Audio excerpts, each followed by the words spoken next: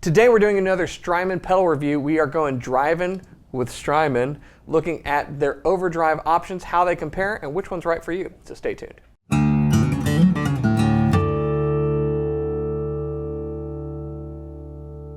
Hey, you're watching Alamo Music TV. My name is Chris McKee. And I'm Cooper Greenberg. We're here with Alamo Music Center in San Antonio, Texas. You can find us online at alamomusic.com. If you're new to the channel, make sure to subscribe, turn on notifications, and like our videos. If you'd like to support the channel further, make sure to visit our link below and become an Alamo Music Insider. So we are driving with Strymon. We are looking at their drive pedals, which are fairly new in their offerings of pedals, historically speaking, and some very cool options. And I'm intrigued today because we're comparing two pedals that you haven't really been that familiar with, right? Right, yeah. And one that you own. Yeah. So you're very familiar with it. Totally. Hopefully. Yeah. Because there's probably a lot of people that own a lot of pedals that they're not very familiar with. Yeah, I have a small selection, so I need to brush up. But yeah, You've got that one. If you are a guilty party to what I just said and you own a bunch of pedals that you don't know much about, just comment below. I'm curious. We're going to start a Pedal Owners Anonymous group. So we've got three that we're going over today. I've got the Riverside multi-stage drive. I got the Sunset, which is the dual overdrive. It's got two basically channels, and then the Deco, which isn't technically a drive. It has tape saturation on the left channel, and so it's a drive. You get that overdrive sound. Yeah, very like a pushed channel on a tape machine. It's a beautiful sound. Really nice. It's really part of your tone. Yeah. So I said this because we use this in the delay one as well. Because it also so the other side, tape, double tracker, you can get slap back and all that kind of stuff. It spans through kind of tape chorus and flange as well, but this is kind of an always on for me. So I don't push the saturation like crazy, but it just adds a little color. Your tone is kind of saturated and pushed out of the result of that. Yeah. So it's beautiful drive that you can get very subtle, harmonic, nice warmth. Not what people would call a transparent drive, which is a term I don't really understand anyway. None of these are transparent. They're not supposed to be. I think what people mean by that is like it's not changing your EQ crazily, but it does. You want it to change your tone, and that one does it in a really nice, subtle way. I think would be a better articulation. Totally. For it, right? So these, interesting that you say transparent doesn't change the EQ, because these decidedly do change your EQ, and you can really go hard on that. But have you played these before or listened to I have spent time with the Riverside. I haven't spent much time with the Sunset. Yeah. I've spent time with the Fender version of it, should we say. I don't know if that's a secret. If it is, it's a bad one. But I think Fender's pedals have really, from the color and design to what they're doing, been inspired by these. And I forget which one. Maybe it's the Santa Ana or something, which is similar. So I haven't spent much time with the Sunset. But I've played with the Riverside, and I really like it. I actually almost added this to my pedal board. But I've said before I don't currently have any overdrives. Because I'm using the overdrive in the amp. I have a big muff on my board. And that's cool. Yeah. Yeah. So I started with this one today because I wanted to get more big muff. I thought this was going to be fuzzy because it says germanium on the A channel, and I thought it was going to be some heavy-duty germanium fuzz. It's not. I mean, it is a little bit, but this it's not fuzzy. Yeah. This is much more distortion overdrive than it is fuzz. Everything sounds really nice on it. So. Dual overdrive, so you have I'm going to put the Deco down. Yes, don't drop it. So yeah, is that Strymon's only gloss finish pedal? Probably. That's a fingerprint. Maybe they made that magnet. and then thought better of it after the fact and said, you know what, why did we do this? Yeah, I don't know. I think it looks sharp, but I mean, I think it apes tape machines from the past. Yeah. So two channels, you can have one or the other on. The A side has germanium, Texas, and treble as its kind of bass sounds. And then the B side has a two-stage drive, it says hard, which I assume is like a hard clipping, and then a J FET. And on both, you can control the volume, the drive, and the tone. And the cool thing about this one, besides just having a bunch of cool stuff, by the input jacks and output, you can do it parallel or series. So you can go B into A and B, parallel, or A into B.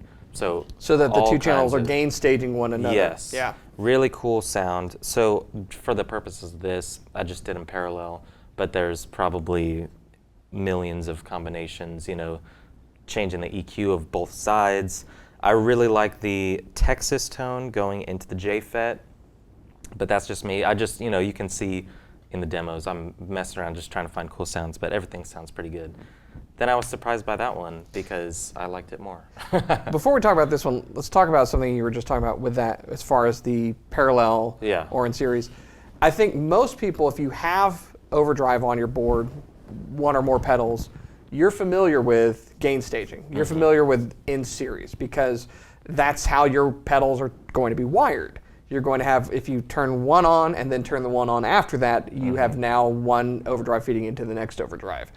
Having them in parallel is the more obscure, non-common, which is very cool. Because you're getting that coloring, but they're not gain staging, which means your gain isn't being amplified by the next pedal over.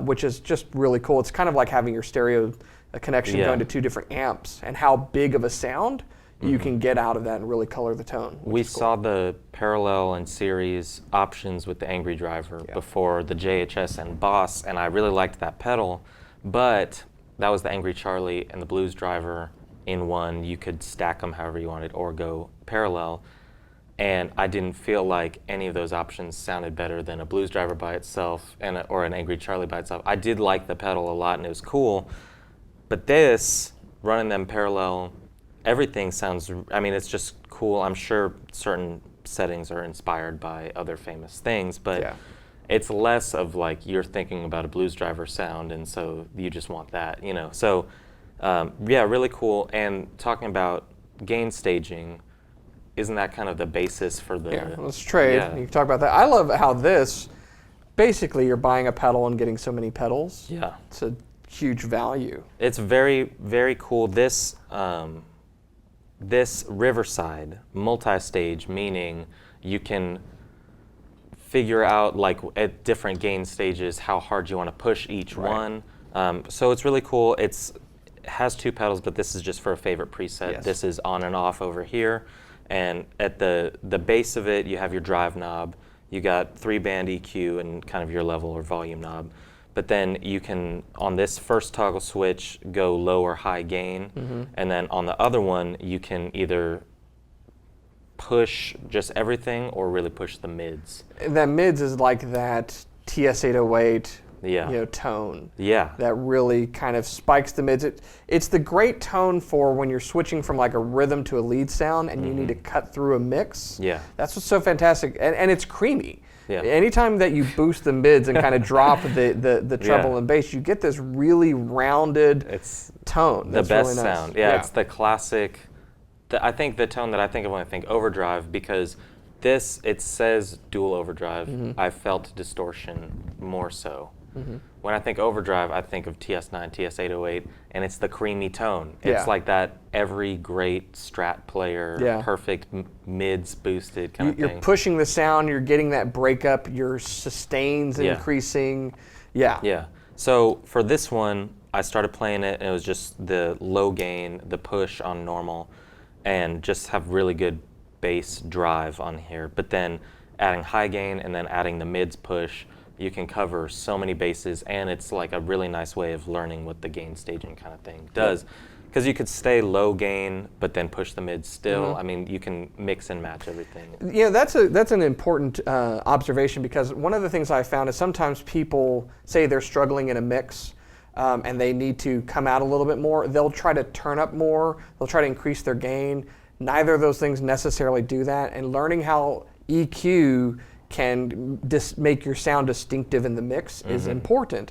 And in a recording session, an engineer can do that, but in a live session, having the ability to, on the fly, change your tone with your pedal, and you haven't increased your volume, you haven't increased your gain, you've just changed and kind of inverted. And this is what I do with my amp a lot of times, is invert that EQ to go from maybe scooped mids to pronounced mids and cut through for a solo and then come back out. It's fantastic. It's cool because you could basically do that with your favorite. So you could set it to a really good gain sound and then hit that favorite switch, and it would switch your mids push just for your solo or something. And you have control over presence on this too, which is kind of like, this one has brightness, but it's kind of like that. Presence is always like that really high-end treble. but different, you know? Yeah. So that's cool. This one's cool, and then before we see some demos, just talking to Deco, very simple way to go about this. Just crank the saturation knob. Yeah. So you can do it, have it low, and it just adds a little bit of that color, and then pushed all the way, it's that dark and, you know, warm, beautiful kind of tape machine sound. So I really love that, but yeah. If we had these like on a music staff and you had a crescendo, would you go like Deco, Riverside, and Sunset? Yes, Yeah. absolutely. Which is cool because you would think maybe one would be stepping on the other's toes, but they're all very distinct in Yeah. the sound that they give you. So yeah, really cool. Let's hear them. Let's hear 'em. Check it out.